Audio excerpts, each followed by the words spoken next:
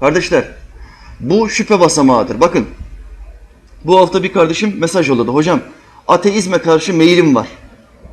YouTube'da gezinirken senin sohbetlere rast geldim. Ben ateist olmaya meyilli bir adamdım fakat senin ateizm hakkında çok sohbetini gördüm.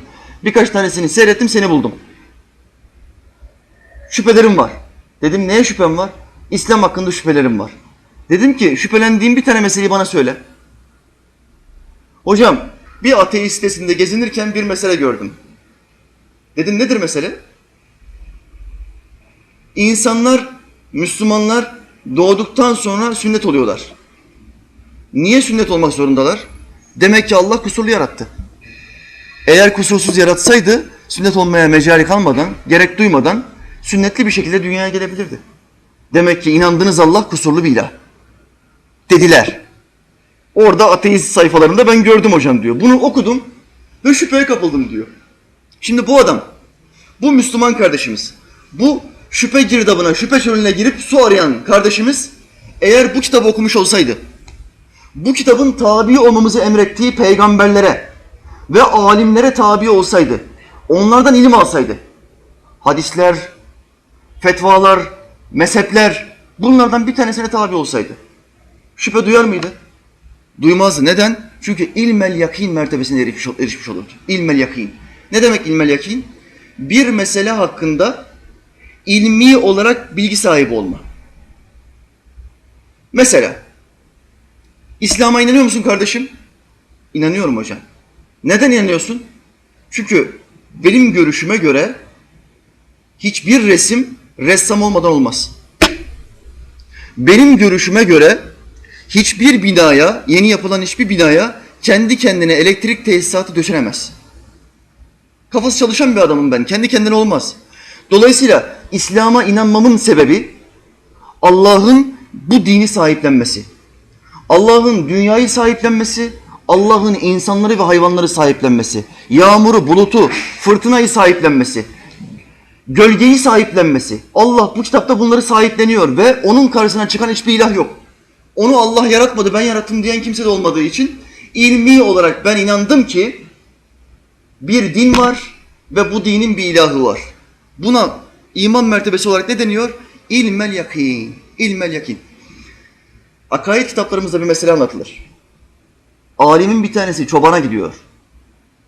Çobana diyor ki, kardeşim, selamun aleyküm, aleykümselam. Allah'a inanıyor musun? Bir Allah'ın varlığına inanıyor musun? İman ettin mi? Çoban diyor ki iman ettim. Diyor ki neye dayanarak iman ettin? Sen de görmedin Allah'ı, ben de görmedim. Delilin nedir? Allah'ın Allah olduğuna, bir ilah olduğuna delilin nedir? Çobanın verdiği cevap. Hacı abi, amca, delilim şudur. Ben bir çobanım.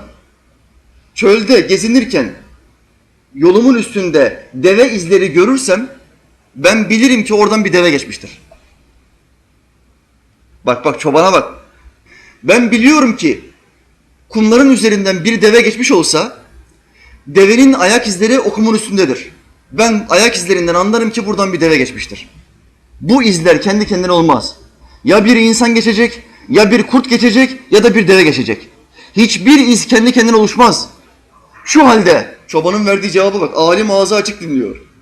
Şu halde bir deve izi bile özenilmeden ortaya çıkan, sadece basmakla ortaya çıkan bir deve izi bile kendi kendine olmazsa bu güneş, bu ay, bu yıldızlar, bu rüzgar, bu yağmur, bu bulutlar nasıl kendi kendine olabilir? Bu ağaçlar, bu insanlar, bu hayvanlar nasıl kendi kendine olabilir? İşte ben Allah'ı yaptığı izden biliyorum. Bıraktığı izden biliyorum. Biliyorum ki bu büyük dünya denilen resmin bir ressamı var, bir nakkaşı var. Şimdi ortada bir sanat varsa bunu yapan bir sanatçı olmak zorundadır.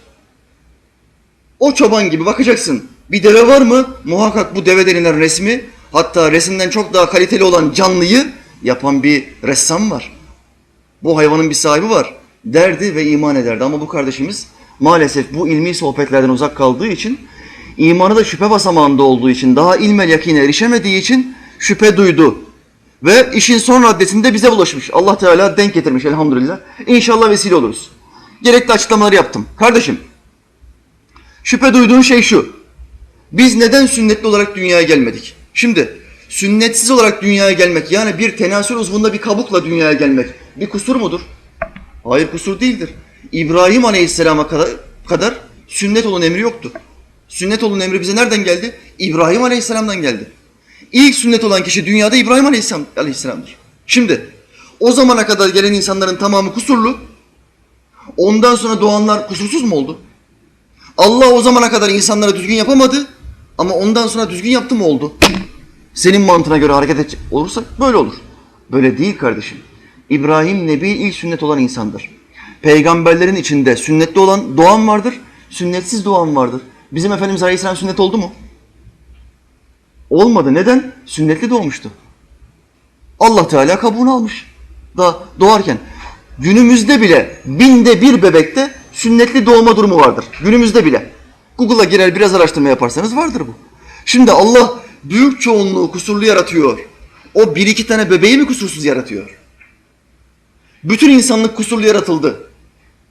O 1-2 insan mı kusursuz yaratıldı? Başka bir ölçü getireyim. Saçımız.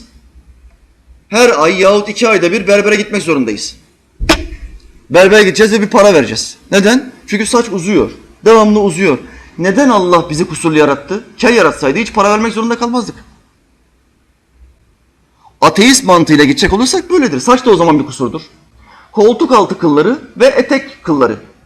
Müslümanın 15 günde bir, maksimum 20 günde bir temizlemek zorunda olduğu kıllar. Şimdi bu kusur mudur? Hayır, kusur değil. Allah'ın emri olduğu için, İslam'ın hükmü olduğu için, Resulullah'ın emri olduğu için biz bunları yapıyoruz. Bu kusur olduğu anlamına gelmiyor.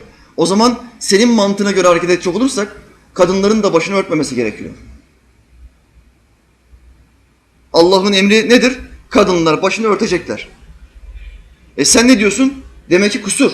Kadının saçlı olarak dünyaya gelmesi kusur, ondan Allah başlarını örtmesi için emir veriyor diyorsun. Bu nasıl bir mantıktır? Böyle bir kafa olur mu? Şu halde Allah bu vatandaşımıza hidayet nasip etsin. Amin. Kalbindeki şüphelere gidersin ve en kısa zamanda ilmel yakine uğramayı ona nasip etsin. İslam'ı önce bir ilimlerle anlasın.